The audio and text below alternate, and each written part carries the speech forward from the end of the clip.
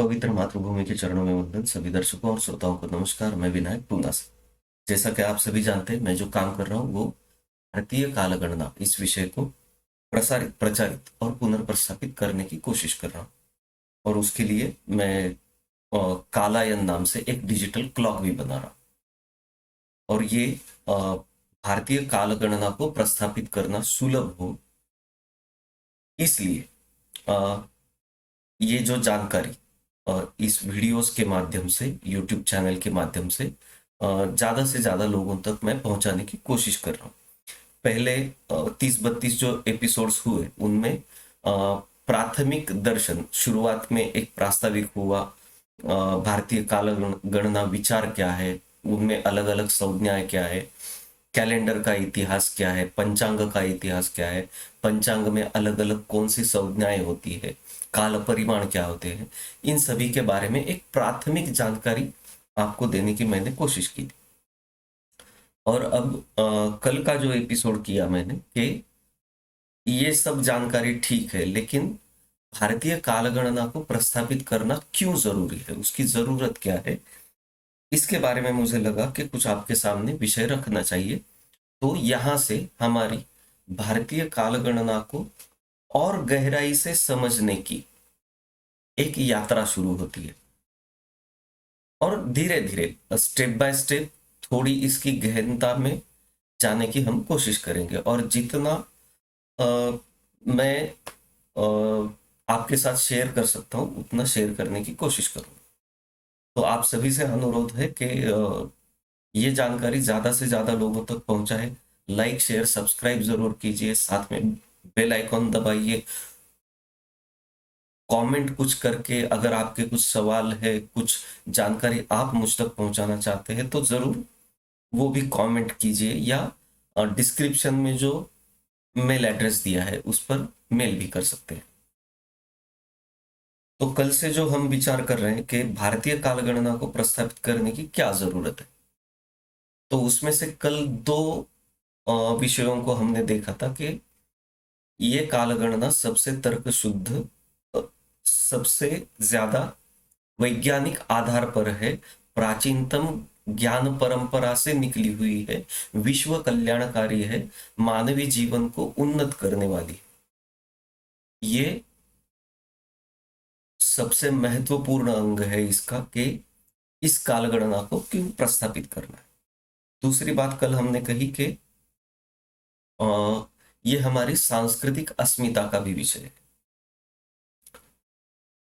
और ये दोनों चीजें, यानी कि उसका ज्ञान विज्ञान पर आधारित होना, तर्क शुद्ध होना, विश्व कल्याणकारी होना और संस्कृति का प्रतीक होना, ये दोनों भी बहुत ही महत्वपूर्ण अंग है, पहलू है इस भारतीय कालगणना को प्रस्थापित करने के।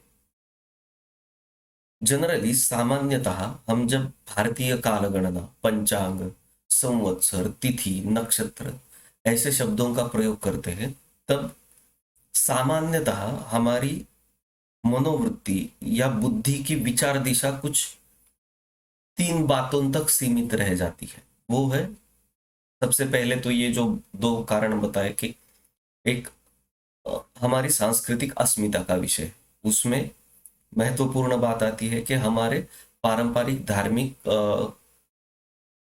कुछ सामाजिक व्रत, उत्सव, समारोह जो कुछ है। दूसरी दिशा में हमारी बुद्धि काम करने लगती है भारतीय कालगणना के बारे में, वो होता है फलक ज्योतिष शास्त्र। और तीसरा विषय होता है इतिहास संशोधन। तो आज हमें ये सोचना है कि फलक ज्योतिष इस विषय में काल, सब कालगणना पर ही आधारित है, वो ग्रह गणित ही है सब, लेकिन उसका मानवीय जीवन पर किस तरह प्रभाव है, फल ज्योतिष कितना सही है, कितना गलत है, हमें क्या स्टैंड लेना चाहिए, उसमें मुझे क्या लगता है और परिस्थिति क्या है, इसके बारे में मैं अलग से एपिसोड बनाऊंगा। और इतिहास संशोधन के बारे में एक अलग एपिसोड बनेगा। लेकिन ये 3-4 दिशाओं में हमारी बुद्धि काम करने लगती है जब हम भारतीय कालगणना की बात करते हैं। तो आज प्रास्ताविक रूप में मुझे आपसे ये सवाल पूछना है कि क्या इतनी बातें पर्याप्त है? क्या ये सही होगा सिर्फ इतने सीमित दायरे में इतने महानतम विशालतम विषय को देखना? हाँ, ये एक एक विषय भी अपने आप में भी इतना विशाल है कि मैं जब ये कहता हूं कि सीमित करके देखना होगा, तो हो सकता है आपको कुछ अचरज सा लगे। लेकिन मैं जो कहने की कोशिश कर रहा हूं वो ये है कि समझ लो कि अब केवल ज्ञान पर आधारित है, तर्क शुद्ध है, विज्ञान सम्मत है, इसके लिए तो आजकल कोई कुछ नहीं करता है। वैसे तो सभी को मालूम है जंक फूड नहीं खाना चाहिए, ज्ञान पर आधारित है ये सब बातें। लेकिन कितने लोग जंक फूड अवॉइड कर पाते हैं? नहीं कर पाते। तो केवल ज्ञान पर आधारित है वगैरह ये सब तत्व ज्ञान की बातें व्यवहार में सामान्यतः इजीली कोई फॉलो नहीं करता। दूसरी बात सांस्कृतिक अस्मिता की। तो मान लो कि आजकल ये जो सारे पप्पू झप्पू जैसे लीडर जो कोई है, ऐसे सारे के सारे आपके साथ सहमत हो जाते हैं कि नहीं, सांस्कृतिक अस्मिता के लिए हमें ये भारतीय कालगणना को ही प्रस्तावित करना है। सभी लोग, भारत के सभी लोग, एक तो 130, 35, 40 करोड़ जितने हैं उतने सारे के सारे हमें सपोर्ट कर देते हैं कि नहीं, हम सब मिलके इस भारतीय कालगणना को ही प्रस्थापित करेंगे, इससे हमारी अस्मिता बनती है। तो उससे क्या, हमें जो अपेक्षित लक्ष्य है वहां तक हम पहुंच पाएंगे? केवल अस्मिता रक्षण, केवल अस्मिता रक्षण ये ध्येय है क्या? तो वो नहीं होना चाहिए, ऐसा मेरा कहना है। ऐसा हो भी जाए तो ज्यादा से ज्यादा का क्या होगा? ये ऊपर जो लिखा है युगाब्द 5123, 1000 साल बाद कोई और विनायक आपके सामने बैठकर ऐसे कुछ बताता रहेगा कि आज 6123 चालू है, चल रहा है। तो इसमें क्या पूर्णत्व है? अस्मिता रक्षण जो हमने किया उसका पूर्णत्व है? तो मुझे नहीं लगता है। तो क्या करना चाहिए? अस्मिता रक्षण के लिए भी होना ही चाहिए वही, क्योंकि ये सांस्कृतिक जो बातें हैं वही हमारा इस संस्कृति का, यानी उसमें जो व्रत उत्सव समारोह आते हैं, धार्मिक हो, पारंपरिक हो, सांस्कृतिक हो, ऋतु आधारित हो, सामाजिक आशय के विषय हो, उसको लेकर जो उत्सव या पर्व होते हैं, वही तो हमारा प्राथमिक दर्शनी लक्षण है संस्कृति का। उसी से तो हमारी संस्कृति की और हमारी खुद की भी पहचान बनती है, हमारी आइडेंटिटी उसी से समझ में आती है। तो वो तो होना ही चाहिए। लेकिन कहना है कि सिर्फ वहां तक सीमित नहीं रहना चाहिए। तो हमें ये देखना है कि ये जो सारे भारतीय संस्कृति को हम जिस गौरव का अनुभव करते हैं, हम गौरवान्वित महसूस करते हैं खुद को कि हम इस संस्कृति में, इस सनातन भारतीय संस्कृति में पैदा हुए हैं।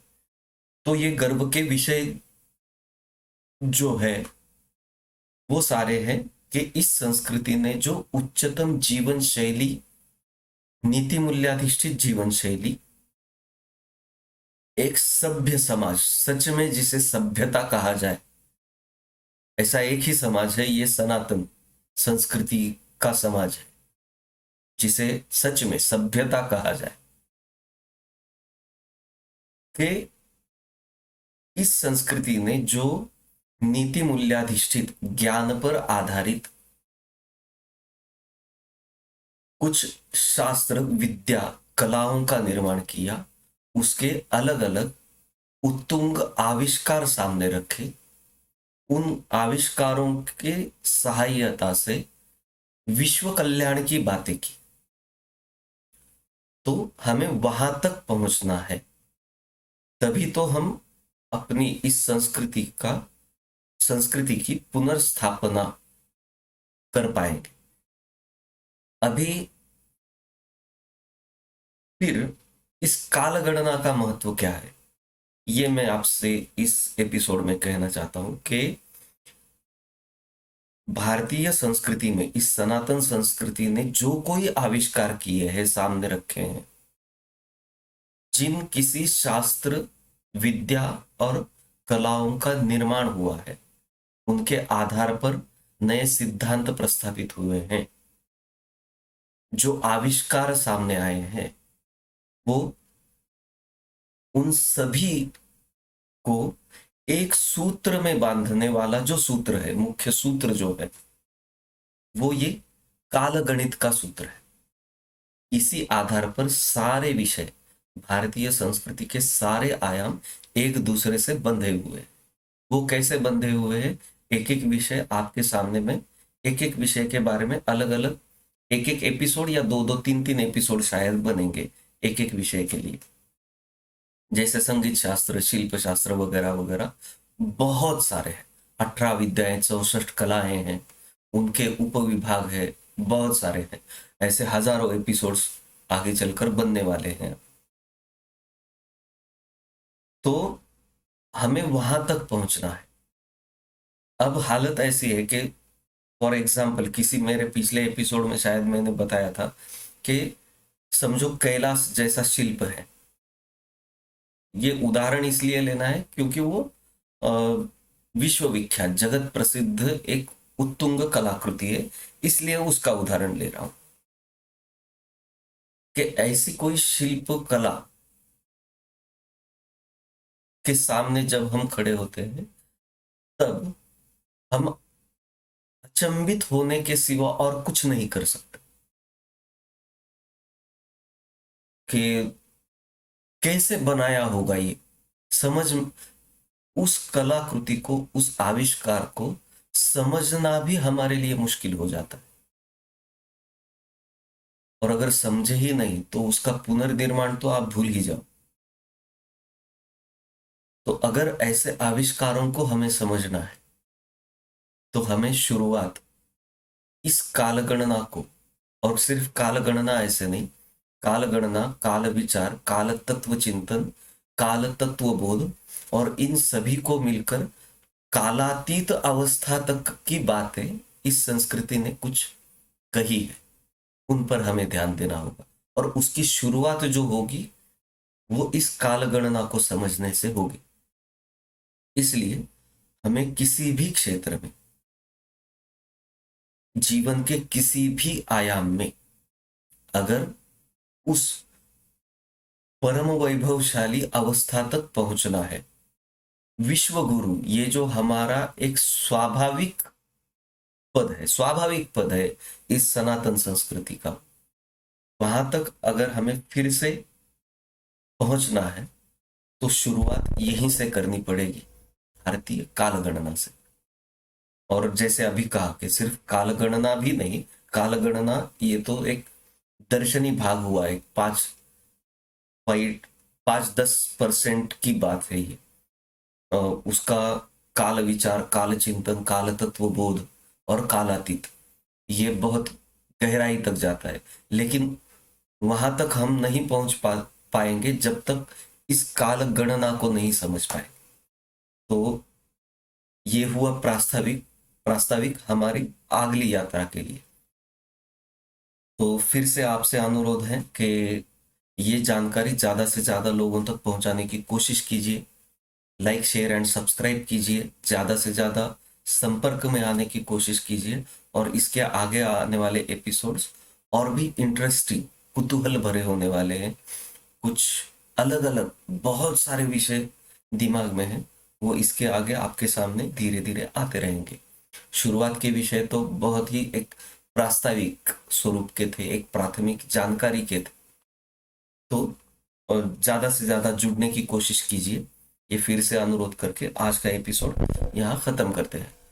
तो मिलते हैं अगले एपिसोड में नए एक छोटे से मुद्दे के साथ। तब तक के लिए नमस्कार, धन्यवाद। भारत माता की जय।